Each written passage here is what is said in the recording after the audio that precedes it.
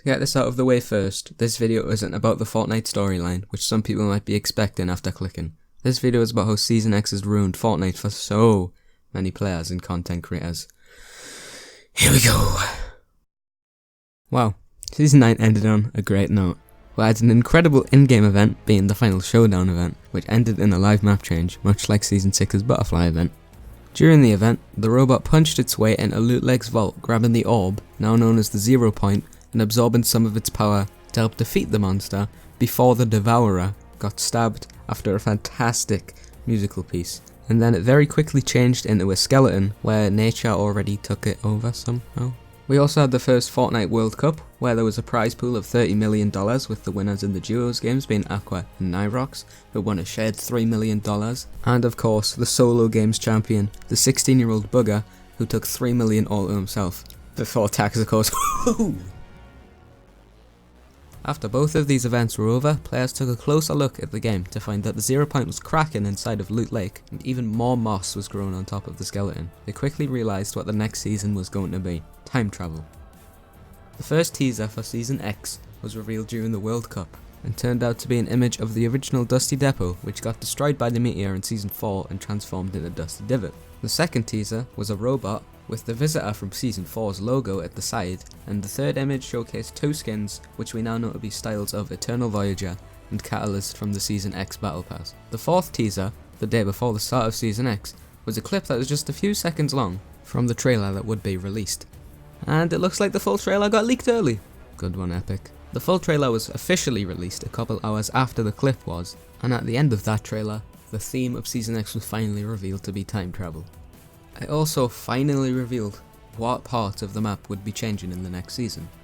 A meteor was in the sky, Dusty Depot was back, and hidden in the corner of the final few seconds of the video was the skeleton from the final showdown event, while the moss and trees around it had turned pink. While all this was happening, I was on holiday, and I missed it all. I did occasionally take a peek at Twitter, but wasn't really spoiled anything. Follow me on Twitter, by the way, @FalseTamper. So August 1st finally rolls around and people are excited to read the patch notes, see the battle pass and all the amazing map changes there were to be at the start of the season. Let's start with the map changes. I've already told you them. There were no map changes other than the ones in the trailer. Okay, that's not entirely true. As well as those mentioned earlier, the 0 point was still in the middle of Loot Lake, but now it's in the middle of exploding. It had a sphere around it that gave the strange gravity effects of the cube's runes during Season 5, and everything inside that area was frozen in time. There were also some minor changes almost every day, and still are. Thankfully, Epic were able to clear up any misconceptions by saying the map will change a lot throughout the season, which it already has, with Neo Tilted being transformed into Tilted Town. But nope, the map changes weren't the only thing people were disappointed about. The season's Battle Pass was also disappointing to some, but not many. The skins in Season X's Battle Pass are all remixes of previous skins, like Catalyst being a female Drift from Season 5, or X-Lord being a buff Rust Lord from Season 3. These people wanted new skins, not just OG ones that look slightly different. Finally, the important part, the patch notes. The patch notes for Season X weren't great. Firstly, Epic removed so many forms of mobility, like the Baller, Quad Crusher, Shadow Bomb, and Gliders. And then finally the thing that caused so much anger.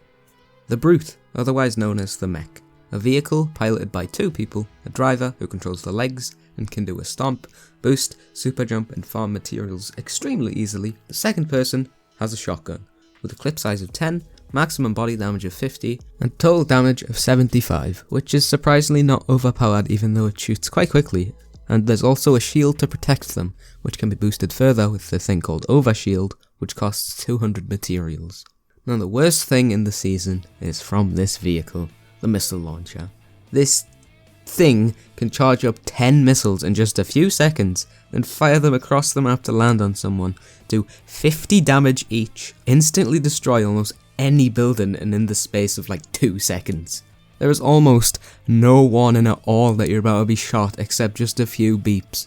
You can't build to protect against it, and the only counter people have really found to not die is to find a flat piece of land and spam pyramids above your head and shoot at the mech while it's reloading. The sad thing is, it doesn't even work if you got high ping. Strap yourselves in because it gets worse. When the mech came out, there were numerous bugs such as the mech turning invisible, the mech being able to jump from Shifty to Paradise in just a few seconds, and people being able to cheese wins by using it just right. While these bugs have been mostly patched out, the mech has received one change since its release. It spawns slightly less in arena matches.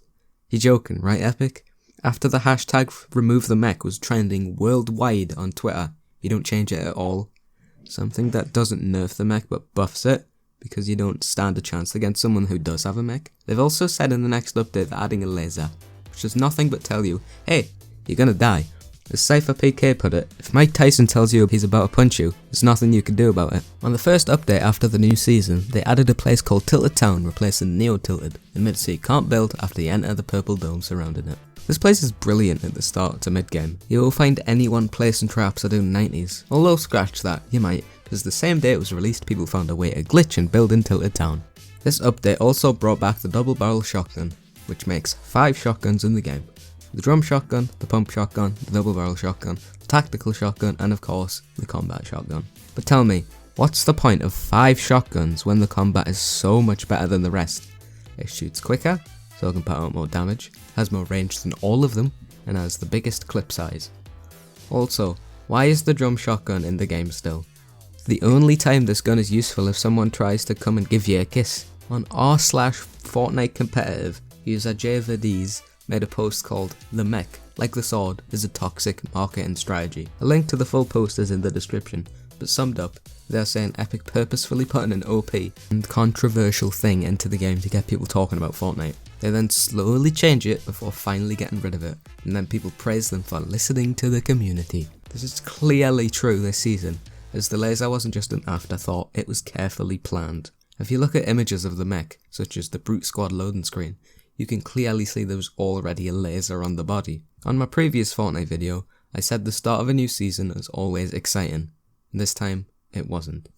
The map felt the same, but harder to get around, with the removal of lots of mobility and the large slipstream from Season 9. Honestly, the best thing about this season to me is the change of weekly challenges into missions, which you can then prestige. This means there are twice as many challenges per week, so there are more rewards every week. And now that Fortbites from Season 9 are gone, I don't feel the need to play every day, so I'm up to date with all the Fortbites. The removal of daily challenges is also great, so we have some actually unique challenges and rewards. Woo!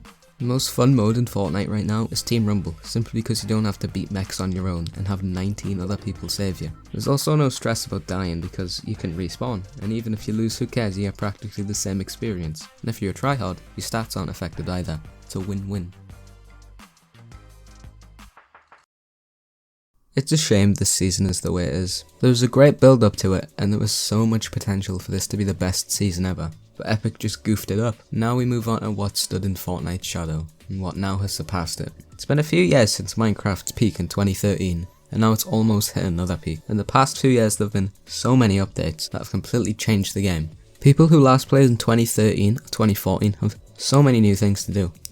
Minecraft songs, which are now memes like Fallen Kingdom and of course Revenge, have also helped tremendously in bringing the game back, and of course PewDiePie's Gaming Week, where he started a Minecraft Let's Play. The introduction of Minecraft Mondays also brought Fortnite fans back into Minecraft, and even Fortnite YouTubers like Laserbeam and now Lachlan are going to Minecraft because of how painful it is to record Fortnite now, and are influencing their fans to go back and give Minecraft a try. Fortnite streamers and pros are sick of the game after dying to mechs, and consider changing to a different game to play on the stream after unfairly dying to a mech. I think now we can let the Battle Royale genre go to rest. PUBG and Fortnite helped to make it really popular. Now Fortnite's milked it into oblivion, and I can see Fortnite going very steep downhill from here.